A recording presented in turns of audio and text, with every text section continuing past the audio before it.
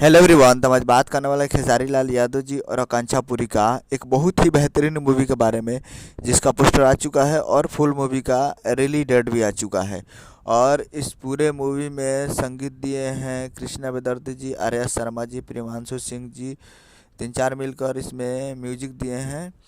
और इसमें इस मूवी में गीत लिखे हैं कृष्णा बेदर्ती जी, कुंदन प्रीत जी और ईटीसी बहुत सारे इसमें राइटर मिलकर इस पूरे मूवी में गीत लिखे हैं, जो कि आपको स्क्रीन के ऊपर दिखाई दे रहा है, जिस मूवी का नाम है अग्नि परीक्षा। जी हाँ।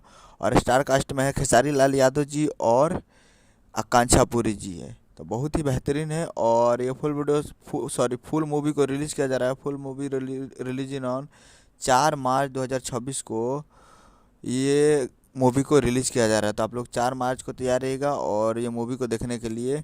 और ये आप लोगों को देखने को मिलेगा सिनेमा घर में। जी हाँ, सिनेमा घरों में ये रिलीज़ किया जाएगा 4 मार्च को, यानी होली के शुभ अवसर पर इस मूवी को रिलीज़ किया जा रहा है आपके सिनेमा घरों में। तो अपने नज़दीकी सिनेमा घरों में 4 मार्च को तैयार रहिएगा। पूरा इंडिया में रिलीज़ किया जा रहा है। तो यही अपडेट है। हमें वीडियो अच्छा चैनल से मिलता है। अगले जय हिंद, जय भोजपुरी।